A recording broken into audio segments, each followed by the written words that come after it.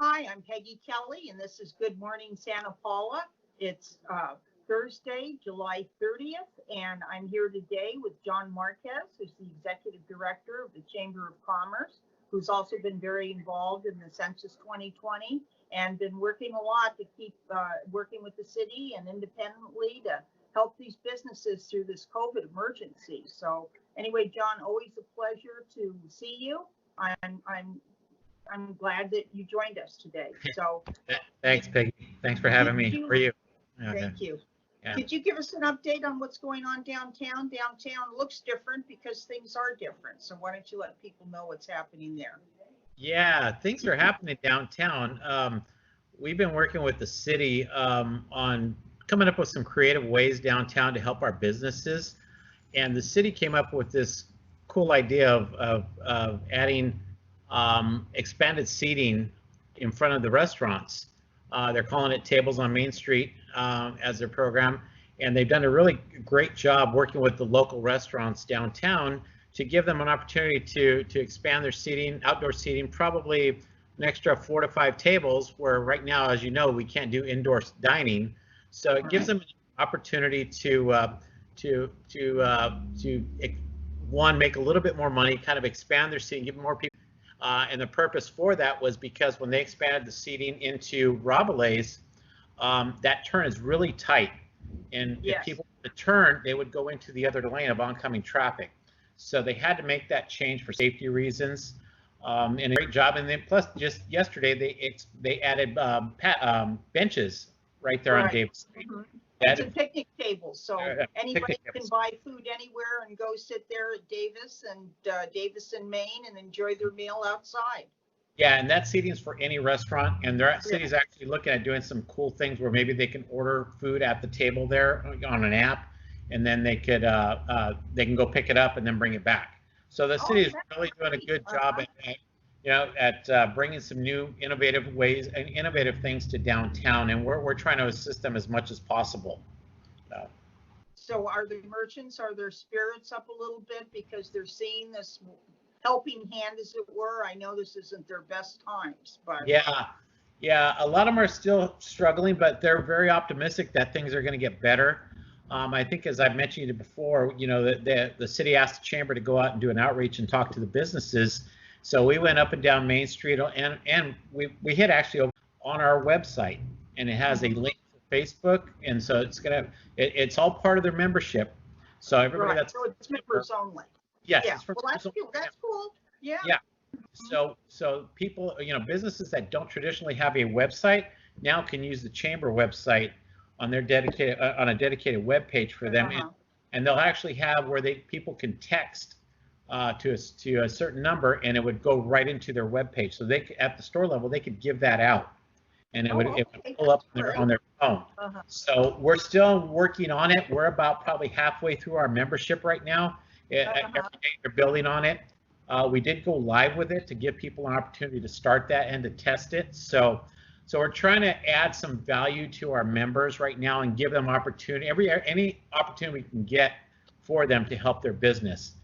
Absolutely. And we're working with the businesses that aren't chamber members to find other ways as well. We're going to start doing a little more advertising for our businesses downtown, and we're going to start focusing on other sectors of the city and promoting it through the chamber. And it doesn't matter if they are members or not. We're trying to help the community as a whole right now. Sure. So, now, I know that speaking of the community as a whole, I know that, I have been questioned about, this seemingly emphasis on Main Street. But what a lot of people, once I explain it to them, they understand that Main Street only has street parking.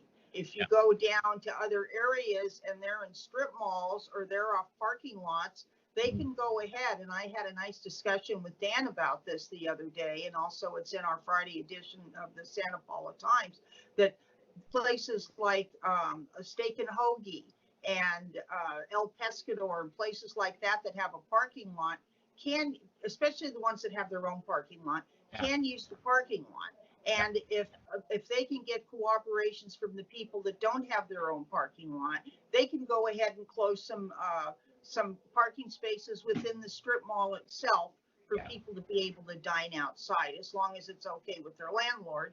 And the city is more than willing to work with them on that, because, you know, each business has a certain amount of parking spaces that they're supposed to have in a mall. So that would be a very strip mall with the owner, whatever, so they could get more outdoor business.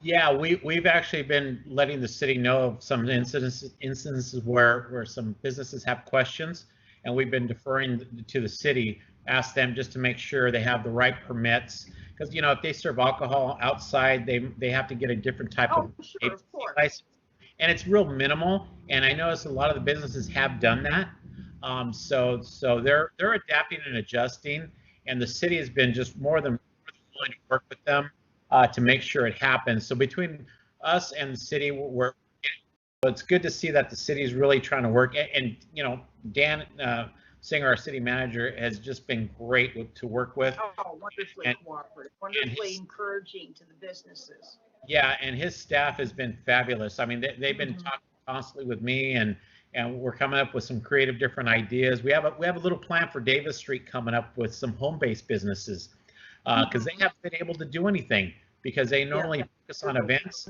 So we're reaching out to all of our Santa Paula home-based businesses, and we're going to have an opportunity to maybe put them on Main Street by Davis Street with maybe a handful of them on weekends, to give them an opportunity, because they've been sitting idle for months.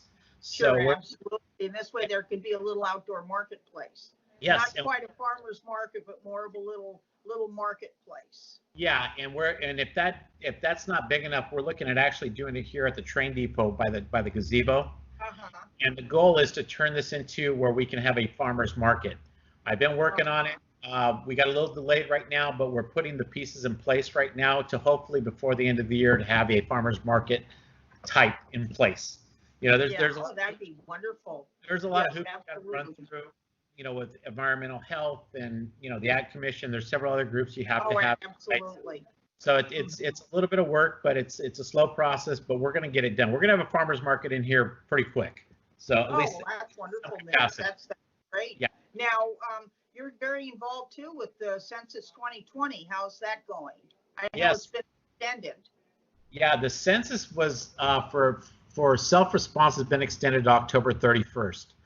So we didn't anticipate continuing it at this point. We were planning on being done by the end of March, early April, and then when COVID hit, we had to really extend it out. And luckily, BCCF has had some additional funds that we could use that they're giving within the county. So some grant money. So we've been able to do some stuff and partnering with the city. So we're extending it out. Our goal now is to plan to run this through all the way through October 31st. And so, the challenge is we can't set up locations to do it, you know, like the kiosks. That's kind of been eliminated. So we got to get a little more creative. So we're doing a lot of online outreach. We're actually attending and helping at all the food distribution places. So we're out there and we're helping each group, and then we're getting the information to them and talking with them. And they've been calling us, and we're doing some assistance over the phone with them and helping them.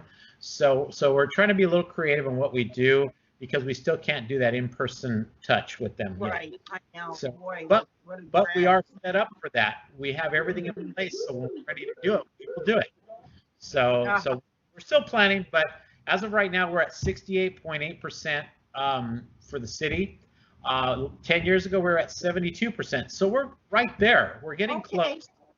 And they haven't even gone out the enumerators yet. So our goal is to be in the mid 80s, hopefully 90%, which would be huge for our community. So we got some work still to do. So we know where we got to go, what areas we got to focus on. We got probably 2 sectors, maybe 3 sectors in our city that have already surpassed 10 years ago. So, that's great. So we got 3 more we're working on right now, but we're getting there. So, and the people have been more than great to help us get the word out to some of these other organizations. So. Right. Now, let's speaking of organizations, I guess there's a new fundraising effort that's about ready to launch, and that's going to help the high school have its own program of journalism and sports journalism. And the chamber, I guess, is very involved in that, which is great. Could you tell us something about that? Yeah, I'm working with Bob Allen from KDY TV, and I know you've talked with him recently. Oh, yes. And what we're trying to do, Bob approached us about doing this sports broadcasting and journalism program with the high school, and it's kind of a partnership from the high school, the city, and hopefully the chamber, and then it's have paid interns from the college that will work with us, and so it's to bring uh, we'll have cameras in the facility in the high school. So as what they're currently doing with with bringing stuff on the internet, games, and you just recently saw the graduations and stuff to kdytv.com. So we're going to try and expand on that. So what the chamber's doing on this end, and we're still working the details out, the chamber's going to create this 501c3 dedicated foundation program. Yes, that's going to help support not only the sports and broadcast program, but it's also going to help with our arts. As you know, we did take over as the stewards for the 9 original murals from the Arts and Business Council. So we're taking that, and we haven't done a great job recently of promoting our murals and our new mural projects out there. So my goal through the chamber is we're going to start focusing on what our attractions we have in our community. Whether it's the monuments, but the murals, the clock tower. We have so many great things in our community. Yes, we do. So trying to develop this marketing program for our community, to bring people in here to see what we have. I've actually had some recent conversations with the two of our new artists that have painted some of the murals on Art Alley, and they want to be involved to help talk about how we can bring that to light in our community. So we're going to recruit. We have John Nichols, who's fantastic, and several other people, maybe from the art museum, and we're going to put our heads together and see how we can bring this to light.